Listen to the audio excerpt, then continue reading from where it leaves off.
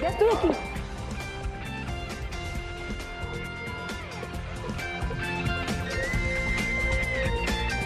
7:00 de la mañana, muy buenos días, bienvenidos a la primera emisión de 24 horas en este martes 4 de junio. Estamos mostrándoles norte del Guayaquil. Así luce en esta mañana donde el cielo ya se comienza a despejar, nublado todavía por algunos sectores, pero en otros como aquí en el Cerro del Carmen pues ya vemos que se despeja y vamos a tener la presencia del sol el día de hoy. 23 grados centígrados de temperatura, esta imagen corresponde a la vía Daure. Milton, ¿cómo estás? Buenos días. Buenos días, Liz, empiezas tú, ahora voy yo. Veamos cómo amanece Quito. Bienvenidos, amigos, a esta emisión de 24 horas, 7:01. Cielo nublado en Quito, pero empieza a despejarse, así que prepárese para un día caliente. Miren ustedes cómo se ha formado una larga fila de vehículos. Hay una protesta en la avenida Manuel Córdoba Galarza, esto es en el norte de Quito, en la vía Calacalí, La Independencia. Cerca de la mitad del mundo pueden ustedes ver cómo gran cantidad de vehículos está el tráfico trabado a esta hora. Hay una protesta, repetimos, tenga cuidado por donde transita. Hoy es martes, no circulan los vehículos que tienen placas terminadas en 3 y 4 hasta las 9:30.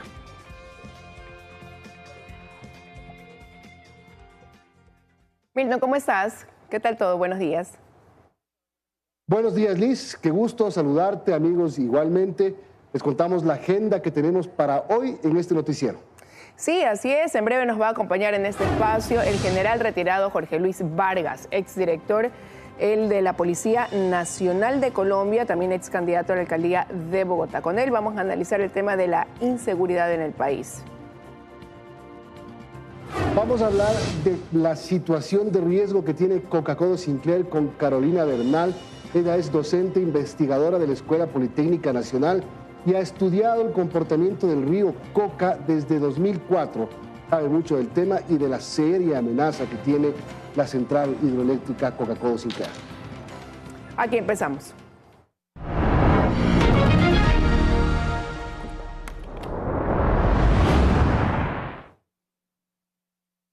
El juez Javier de la Cadena postergó para este martes la instalación de la audiencia de vinculación al caso Purga. Dentro del mismo caso se recibieron los testimonios anticipados de Mayra Salazar y Daniel Salcedo. Ambos coincidieron respecto a la compra y venta de fallos y jueces.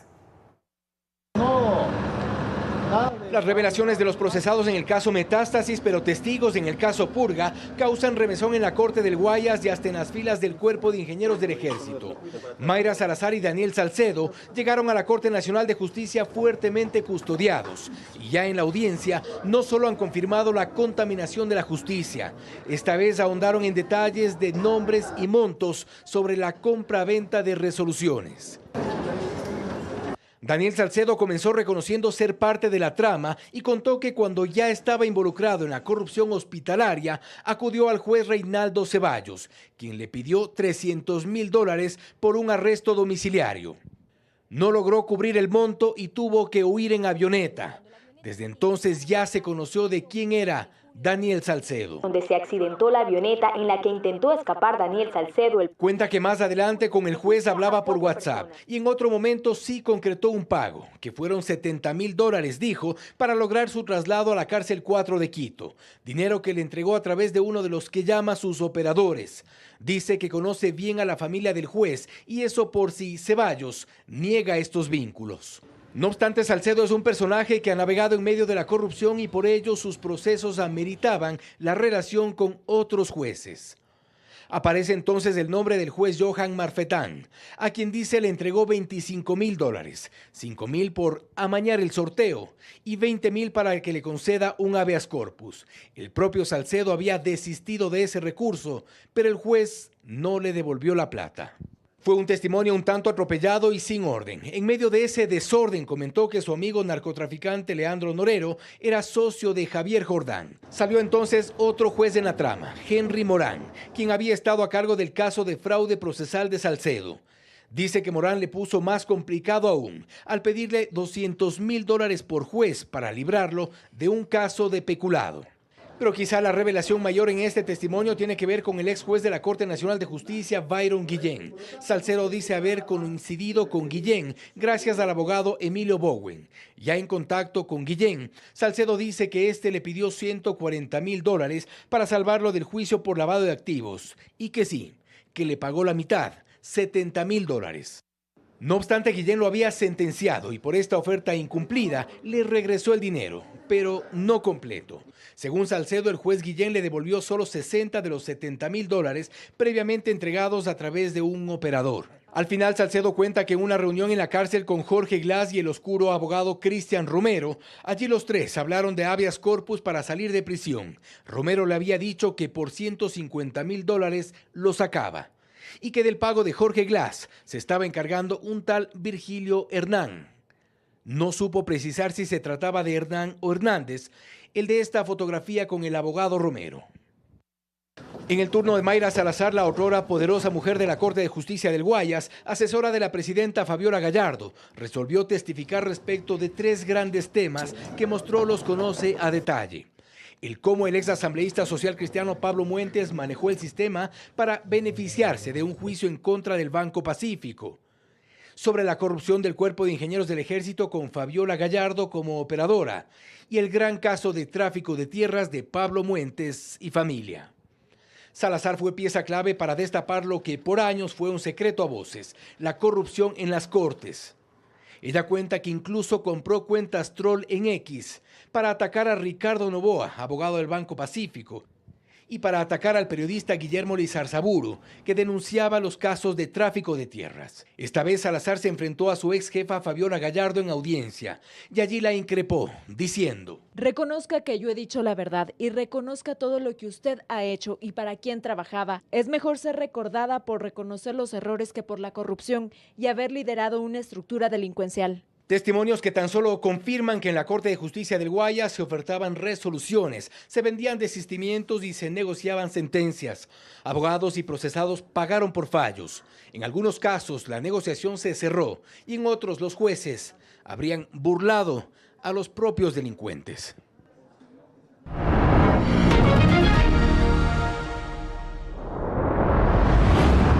El presidente Daniel Noboa dispuso que Manta se convierta de manera temporal en el centro de operaciones del Comando Conjunto de las Fuerzas Armadas y de la Comandancia de la Policía. Ocurre tras los múltiples hechos violentos en esa ciudad y en la provincia de Manabí en general. La balacera registrada la noche de este domingo en un circo en la ciudad de Manta fue el detonante para que el presidente Daniel Noboa tome una nueva decisión para enfrentar a los grupos delincuenciales. Ha dado la instrucción al Comando Conjunto de las Fuerzas Armadas, así como a la Comandancia de la Policía, de que temporalmente su sede será cambiada a Manta y desde ahí se pelea esta guerra. Yo en las próximas semanas estaré principalmente en Guayaquil y en Manta. También. Estas declaraciones las dio precisamente en el marco del encuentro de seguridad frente a los grupos de delincuencia organizada que se desarrolló la mañana de este lunes. Horas más tarde emitió el decreto 290 con esta disposición y además ordenó a los ministerios de Finanzas y Trabajo coordinar las acciones para que se cumpla el decreto. Esta no es la primera vez que los altos mandos trasladan su sede a otro lugar. En enero de 2022, el en ese entonces presidente Guillermo Lasso dispuso que Guayaquil sea el centro de operaciones y desde allí se dirija la seguridad de todo el país. En todo caso, la decisión de Noboa genera expectativa en las autoridades locales. Fin de semana anterior fue uno de los más violentos. Nos reflejaba que se habían dado 13 muertes violentas. He sido de las primeras alcaldesas que ha solicitado la militarización de la ciudad. Horas antes de este anuncio, las autoridades del bloque de seguridad, en cambio, dieron detalles de las acciones que se han ejecutado dentro del conflicto armado interno y los resultados que se han obtenido. 7 pistas clandestinas han sido destruidas. Casi 1.5 toneladas mensuales de sustancias sujetas a fiscalización. Vemos una disminución del 22% en muertes violentas. Destacaron además que el Estado ha recuperado el control de las cárceles y que la lucha contra los grupos narcodelictivos persiste.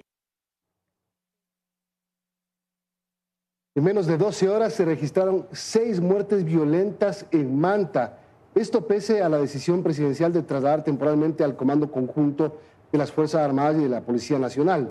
Vamos a hacer contacto a esta hora con Ricardo Alcíbar. Él se encuentra en Manta precisamente. Hola Ricardo, cuéntanos, ¿llegaron ya las autoridades de la Fuerza Pública?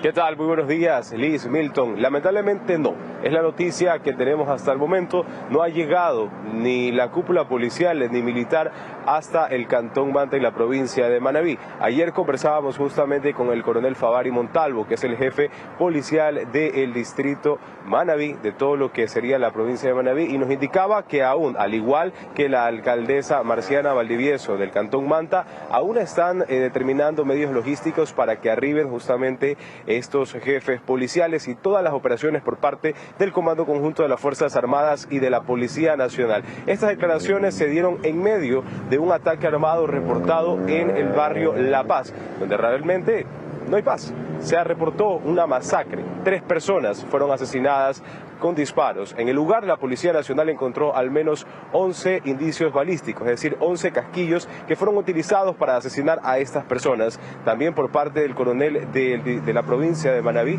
se ha asegurado de que este evento está siendo investigado. ¿Por qué? Porque tendría relación con lo suscitado la noche del domingo, en la que 3 personas fueron asesinadas al interior de un circo, entre ellas un asambleísta alterno de la Revolución Ciudadana, también su esposa y un hombre de 24 años de edad. Pero los eventos delictivos este lunes se registraron desde las 3 de la tarde, cuando se reportó un caso de sicariato en la parroquia de Eloy Alfaro. En ese punto una persona fue asesinada y 2 más están heridas, ya siendo atendidas en una casa de salud pública de esta localidad. Luego, cerca de 30 minutos después, casi simultáneo, se reportó un evento delictivo en el barrio Santa María. Allí una persona fue asesinada. Y luego del ataque armado en el barrio La Paz, donde 3 personas fueron asesinadas, se reportó otro evento delictivo cerca de las 9:30 de la noche en el barrio Santa Isabel. Allí también un hombre fue asesinado. Incluso los medios locales aseguraron que al intentar llegar al punto, la misma Policía Nacional les había alertado de lo complicado que era ese sector para poder ingresar a hacer la cobertura periodística. Hacia el lugar arribaron personal de criminalística para realizar el levantamiento del cadáver y también de los indicios. Situación complicada se vive acá en el Cantón Manta. No hay realmente un dispositivo de seguridad instalado. Lo que sí sabemos es que durante la madrugada de este martes se realizaron varios operativos de allanamiento y en pocos instantes se tiene previsto de que se realice una rueda de prensa con los resultados, y también se está a la expectativa de la llegada de los jefes policiales y militares hasta este Cantón Manabita. Hasta acá la información de Milton Liz. Ustedes tienen más en Estudios Centrales. Muy buenos días. Buenos días también para ti, Ricardo. Gracias por ese informe. Y desde Manta a Babahoyo, provincia de Los Ríos, llegaron los cuerpos del asambleísta Cristian Nieto y su esposa Nicole Burgos para el respectivo sepelio. Así es, amigos y familiares del influencer llegaron hasta la sala de velaciones Virgen del Cisne. Allí se realiza el velatorio de la pareja asesinada cuando asistía a un circo justamente en la ciudad de Manta. Y una balacera en el mercado municipal de las 4 Manzanas dejó 2 personas fallecidas y 3 heridas. Vámonos en directo. Ahí está Sofía Weir para contarnos detalles. Además, un menor de edad está entre las víctimas colaterales. Hola Sofía, cuéntanos por favor. Buen día.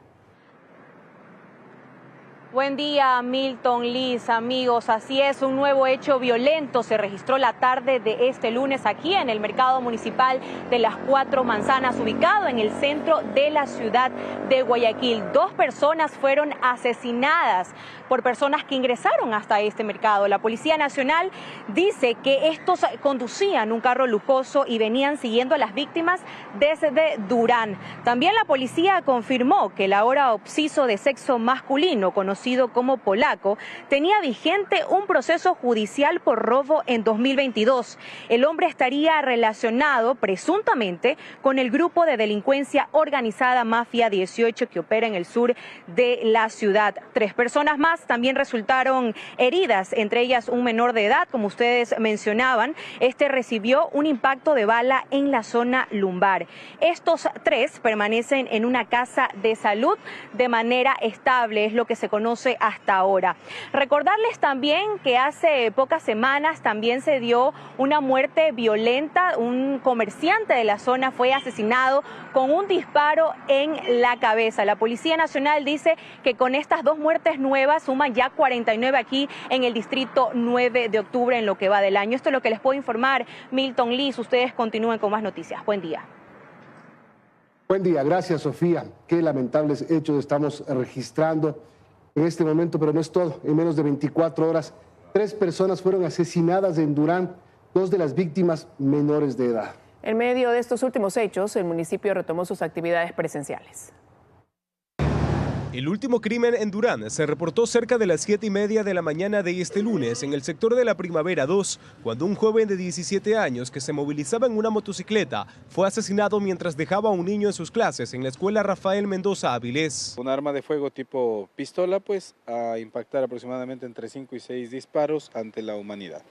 A menos de 24 horas de este asesinato, una madre de 30 y su hija de 13 años fueron asesinadas al interior de su casa, ubicada en el barrio María Piedad. Los sicarios llegaron a pie hasta este punto y dispararon contra el inmueble, acabando con la vida de ambas. No sé por qué. ¿Qué hizo ella para que ella me la maten a mi hija y a mi nieta? Estos homicidios ocurren en medio de un despliegue policial y militar en el cantón ferroviario, que hasta la fecha reporta más de 210 muertes violentas. 7:16 de la mañana, momento de irnos a nuestra primera pausa. Regresamos con más noticias enseguida.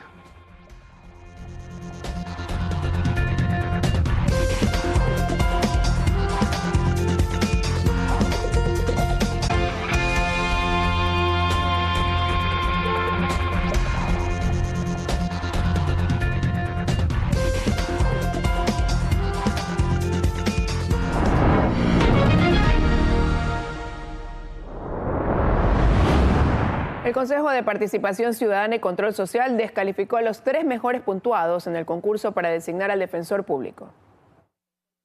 La sesión se suspendió sin conocer la suerte de 2 postulantes más.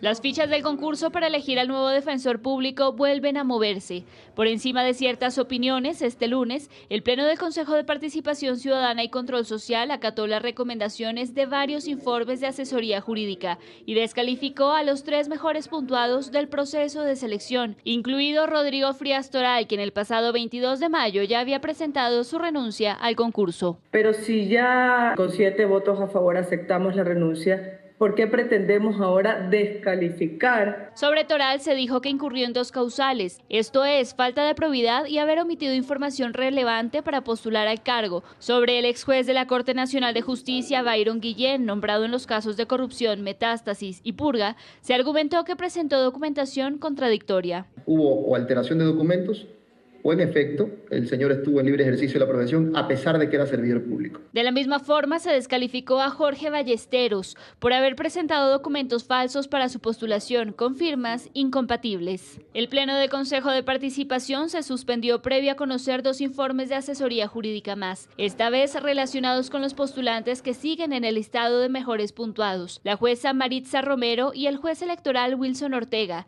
En caso de que los informes corran con la misma suerte, quien sigue en este orden y podría ser nombrado es el participante Ricardo Vladimir Morales, quien cuenta con 76,66 puntos sobre 100. Se presentarán las mociones, resoluciones y dependiendo de eso se tomará una resolución en pleno. Tras conocer estos documentos, el Pleno deberá solicitar a la Comisión Ciudadana de Selección en el plazo de 2 días su informe vinculante, documento con el que finalmente se designará, luego de 3 años de retraso, al nuevo defensor público.